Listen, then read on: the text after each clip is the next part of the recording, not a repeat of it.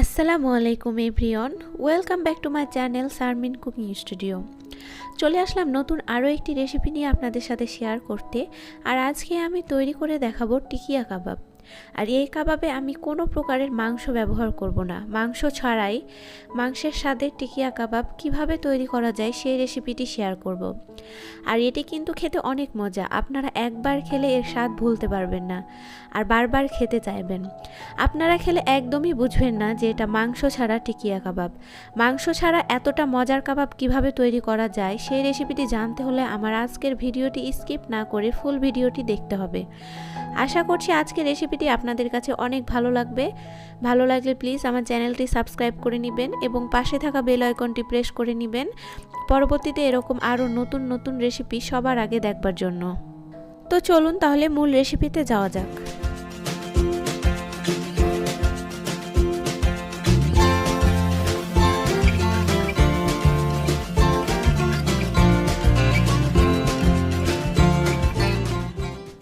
তো আজকের আমি টিকিয়া কাবাবটি মসুরের ডাল দিয়ে তৈরি করব। আপনারা কিন্তু একদমই বুঝতে পারবেন না যে এটি মসুরের ডালের কাবাব।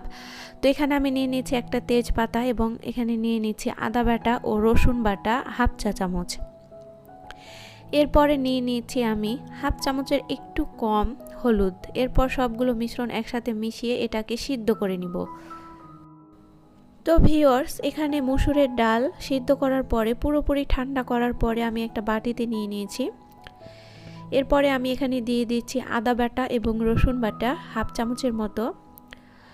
এখন আমি এখানে দিয়ে দিচ্ছি গুঁড়ো মশলা, মরিচের গুঁড়ো, ধনে গুঁড়ো, জিরে গুঁড়ো, হলুদ গুঁড়ো এবং লবণ সামান্য পরিমাণের। সবগুলো কিন্তু আমি খুবই অল্প অল্প করে নিয়েছি খাবারের ওপর ডিপেন্ড করে। তো আপনারাও আর কি খাবারের ওপর ডিপেন্ড করে এগুলো বাড়িয়ে কমিয়ে নেবেন। এরপরে আমি নিয়ে নিয়েছি এখানে মরিচের কুচি আর কি, মরিচ কুচি। আমি 2-3টা মরিচ কুচি নিয়েছি। তারপরে নিয়েছি ধনে পাতা কুচি এবং পেঁয়াজ কুচি। তো এখন আমি এখানে দিয়ে দিলাম সয়া সস। এখন দিয়ে দিব আমি এখানে 2 চামচের মতো টমেটো সস।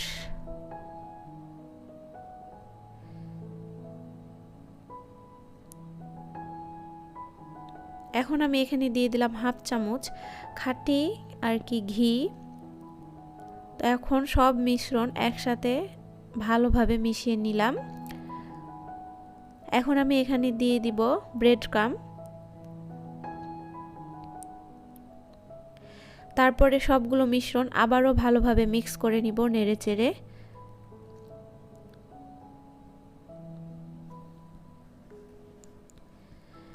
তো মিক্স করা হয়ে গেছে।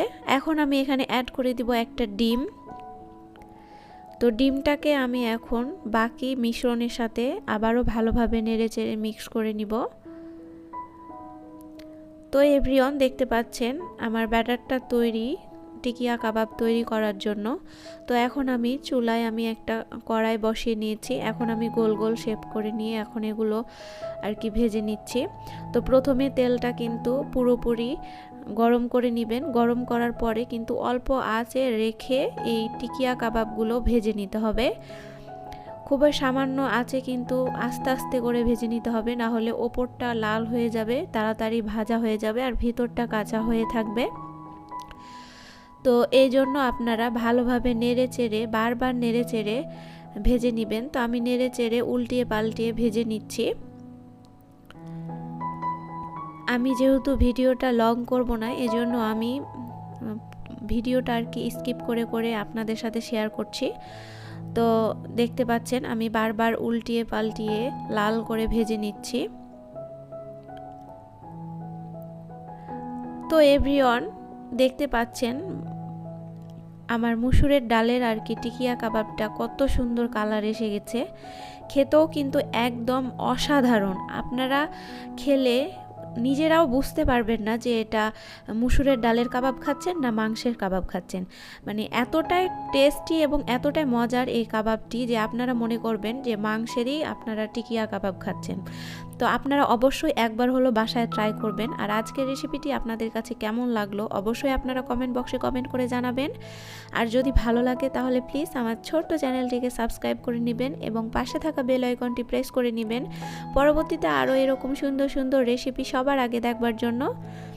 তো আজকের মতো আমি এখানে বিদায় নিচ্ছি। সবাই ভালো থাকবেন, সুস্থ থাকবেন। দেখা হবে নেক্সট কোনো রেসিপিতে। আল্লাহ হাফেজ, আসসালামু আলাইকুম।